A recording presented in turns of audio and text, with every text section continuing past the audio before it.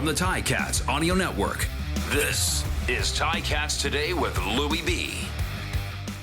Yes, it is Ticats Today for a Thursday, June the 16th, 2022. The last full day of practice for the Ticats ahead of their home opener on Saturday against the Calgary Stampeders. And a reminder, we have full game day coverage right here on the Ticats Audio Network, starting with Tiger-Cats game day with Courtney Stephen and Mike Daly, going all the way through Tiger-Cats pregame with Bubba O'Neill, Andy Fantuz, RJ and Luke join him as well. So should be a great afternoon. Should be a beautiful afternoon. And the finishing touches here at Tim Hortons Field still going on as some coats of paint are going up, some final signage.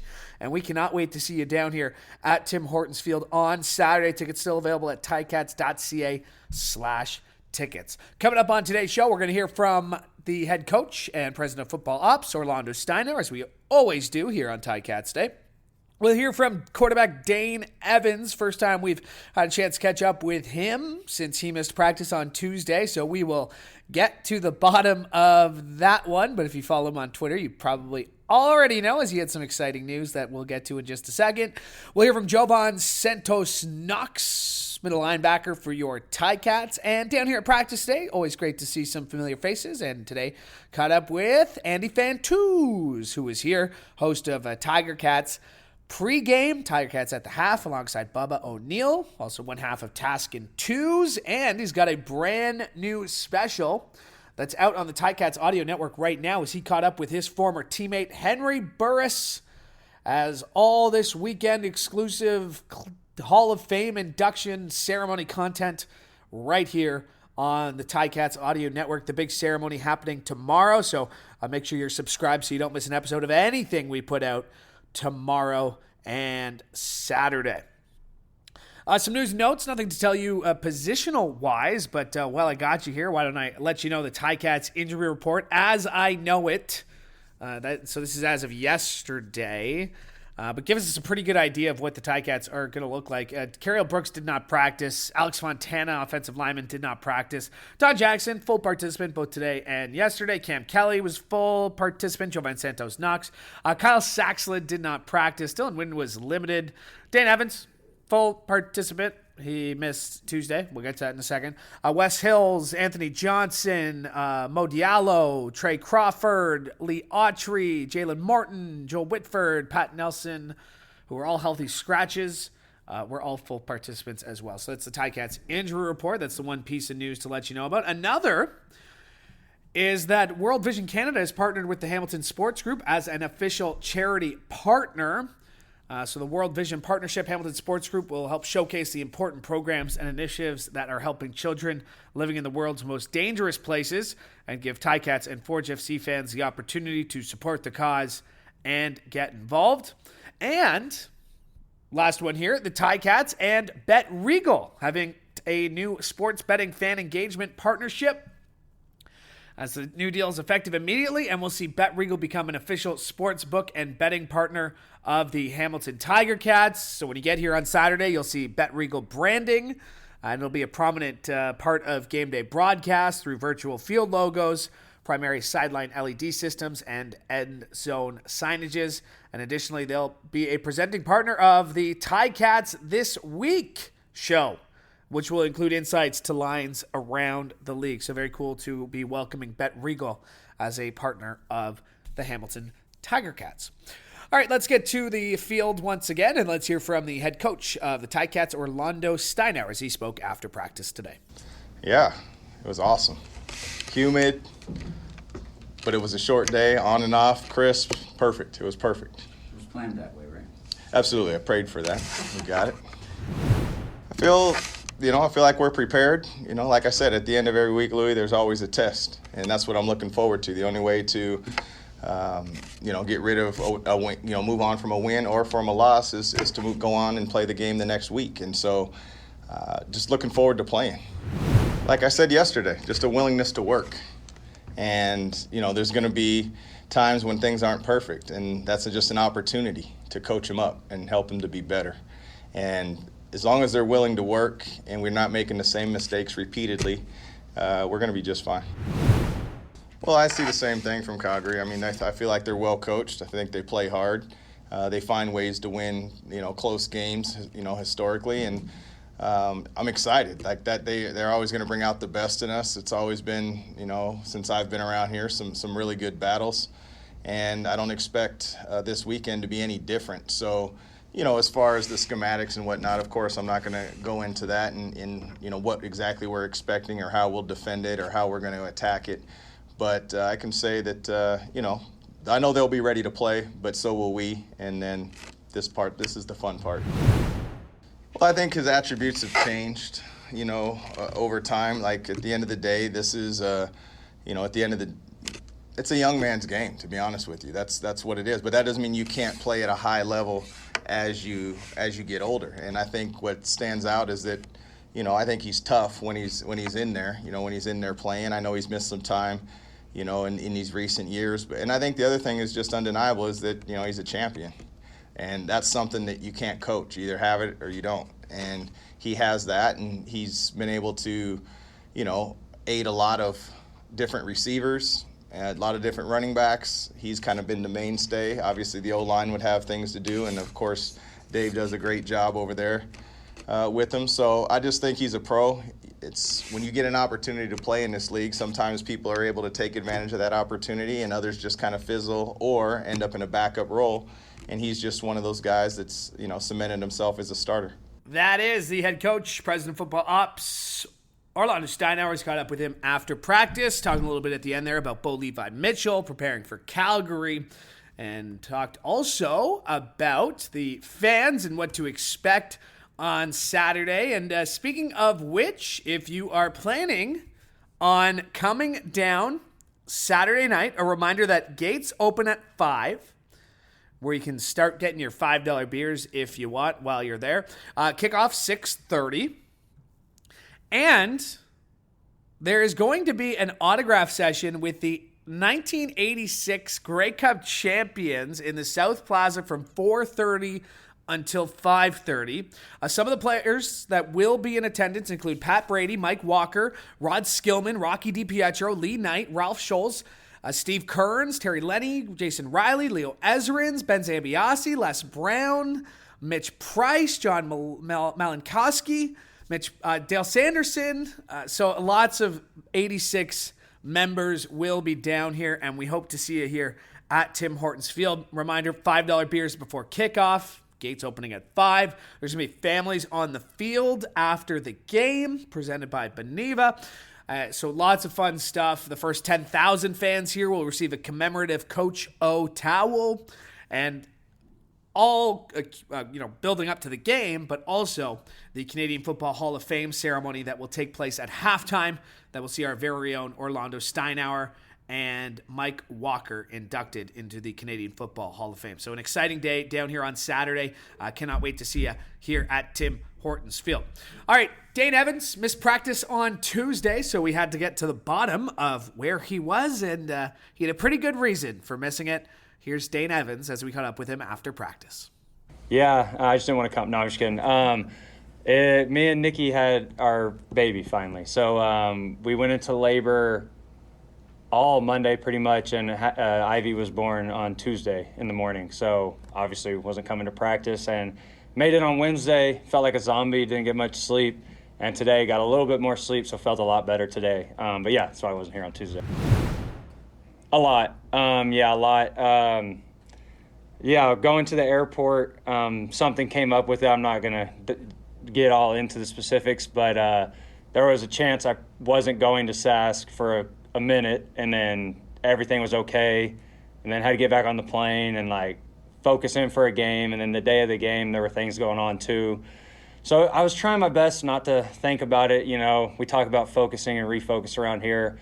It was just so hard, man, because I wanted to be a dad for so long, and it was right there. And our due date was actually the 11th, which was the day of the game. So that was in the back of my mind, but it is what it is. Everything worked out the way it should, and I'm looking forward to this week.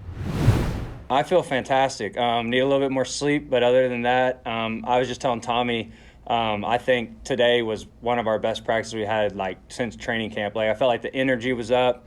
I felt like people prepared to go win a game this week. You know what I mean? And I felt like it was a great practice. Yeah, a little bit of the injury bug, from last week, and that's just football, man. That happens. I guess the silver lining would be that it's happening now, so guys will get healthy, come Labor Day, come into the season and stuff. But I have no doubt in those guys. I know the guys we put out there are going to be prepared. They're going to be ready. And they always play so well as a unit together, So I'm excited to see them go out there. A couple guys are going to get their first chance. A couple guys are going to be in a different spot, So I'm sure there'll be some adjustments, things like that. But that's why I love this game, because it's all about who can make the adjustment fastest and how fast you can learn from it.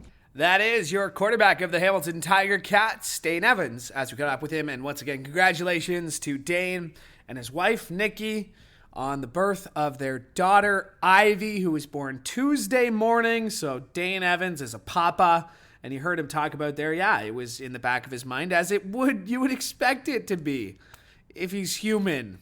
His wife was having a baby that was due that day. But looking forward to Dane really turning it on Saturday, putting on a show. The new proud papa, I'm sure, is going to want to have a great first game with daughter Ivy, born this week. All right, one more piece of audio to get to from practice. By the way, we also caught up with Sean Thomas Erlington. You can catch that at ticats.ca, as you can all the full scrums after every practice here at Tim Hortons Field. Our intern Jack does an amazing job of turning them around and making sure that you can see them and know everything about this team. So ticats.ca for that. But let's hear from Jovan Santos Knox as we caught up with him after practice. Not hot enough. I had long sleeves on, but that's just how we do it, like to get a sweat in. It was game day for us, so something to get us prepped in case it is a hot one on Saturday. Great. I think, we learned a lot from that last game in Saskatchewan. I think we're going to build, and our coach always says, that second game should be, the biggest improvement of the year, the first from the second. So we look for a good improvement. We have a fantastic room. We got guys, in our waiting room, which we like to call it, who, who can play now. I've been around this league for a while, and, in my time, I haven't seen a deeper room than what we have. So we have guys, just itching and ready to go out there, and they're making our team better every day. The offense sees great looks because we got guys, young guys, Bailey Feltmate, Kyle Wilson, guys like that who are just hungry for an opportunity. And when they do get out there and when you see them flying around out there, that they're going to take the most advantage of it. Bo is a great player. He's got a lot of respect in this league, can still make all the throws, is still playing mind games with a lot of defenses. So for us, the challenge with him is just, playing chess with him pretty much, because we know out there he's, a very smart player, and, they have a lot of weapons, a really good team. And that is Jovan Santos Knox as we caught up with him after practice. And again, someone who's very familiar with Bo Levi Mitchell, having spent the first 3 seasons, the first 2 mostly, playing 34 games with the Winnipeg Blue Bombers. So he has seen Bo Levi Mitchell a time or two before in his career. All right, down at practice today, we had a chance to catch up with Andy Fantuz, host of Tiger-Cat's pregame, alongside Bubba O'Neill. He's also one half of Task and Twos. And on the Ticats Audio Network this week, he is part of our special coverage of the 2020 Hall of Fame induction. And he caught up with Henry Burris, and that's available now on the Ticats Audio Network if you want to go check it out. But our conversation here started about, I asked him, the Ticats have to be better than they were Saturday, right? Yeah, you're going to always have room for improvement, no matter how good the game goes or how bad the game goes. And in this particular instance, there's lots of room for improvement. But I'm sure when you watch the film, there are more things that went well, and as they're following the process that the coaches want than you would think by looking at the score or just watching it live. So I'm sure they're going to be building on those strengths, but a lot of areas of weakness to clean up. And I think Dane and Coach O said it best, where the obvious ones are easy. It's the little ones that they need to really pinpoint and find and clean up. Stephen Dunbar Jr. had a really good game. He had one taken back on a holding call, but he had that big 71-yard. As a receiver, former receiver, as a guy who watched him a lot in camp, just your thoughts on the way he played. Yeah, I thought he responded really well. He had that chance earlier on the 50-50 ball that got intercepted, unfortunately, and And I was really happy to see the team go back to him because they were singling him up a few times. They probably had more confidence with Nick Marshall after that interception, and he made them pay because he is a stud. And you already mentioned the one got called back. That he just was an amazing route. If you see it on film, it's hard to see on TV, but you see it on film, and it was incredible. And then the big 71-yarder is just, I know the broadcasters on the game said it was zone, but it wasn't. It was man, and he just destroyed Nick so hard on the line that he gave up. So that was great to see, and I hope he can build on that, and he puts a lot of trust into the coaches. What does that mean to have a group of receivers like Braylon, like Tim, like Steven? I mean, it's one thing to say it or talk about that group beforehand. It's another to actually put it in. What does that do for other teams trying to prepare for them? Well, it's tough when you have so many weapons with different body types, and these guys are not, veteran receivers by traditional standards, but they act like it and they have the knowledge, and that you got to give a lot of credit to of course Coach O, but also Tommy Condell and Jason Phillips for really teaching them the offense, and a way to be a leader, so that they project that veteran, quote unquote, leadership amongst the other receivers in the group. And they're going to be a problem for anyone they face this year because they have so much versatility and dynamic ability. A loss in week 1 counts the same as a loss in week 17 in the standings, but what's the difference? Well, it's good to, our buddy Henry Burris, I talked to him yesterday, he said the L is for lessons.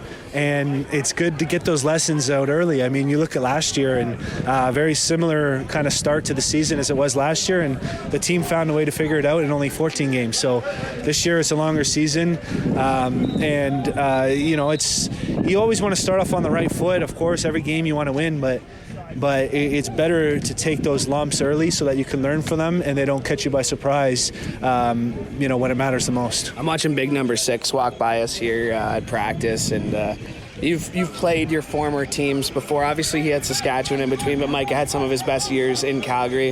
What's it like going up against your former team? Jeez, he's something, huh? Yeah, it's like his Thanos, I think is what they call it. Oh, I was gonna say his silhouette's like Shrek or something. Like he's but he's a good-looking guy. Like I don't mean it like that. He's no swamp figure. Yeah, not at all. But no, he's you know what? You can see his impact even more if you're studying the game and watching it on film, because things happen so fast. You don't see that he's getting double teamed every single time, and when he's not, he's making a tackle for a loss. He's in the backfield wrecking havoc. So he is just an incredible addition to this team. One of the best players in this league in a long time. You mentioned you talked Henry Burris. That's available on the Ticats Audio Network right now. It's Hall of Fame weekend. I mean, this one's always pretty special this weekend here. Oh, yeah. I mean, it's been 3 years now, and it's the Hall of Fame weekend. We have, a couple familiar names getting inducted, which is going to be super exciting. It's the home opener. Special for me because we got a new location here at the newly decked out stadium in all the gold. I like the years as we're turning around, like the Grey Cup champion years, more prominent than I think I've ever seen before. It's nice here. Yeah, I got the family coming. It's going to be. It's not about me though. It's about the team, and this is going to be exciting. I think everyone comes in today for the Hall of Fame. The ceremony's tomorrow. It's going to be great for them to all catch up with each other, as well as reminisce, tell stories from the past.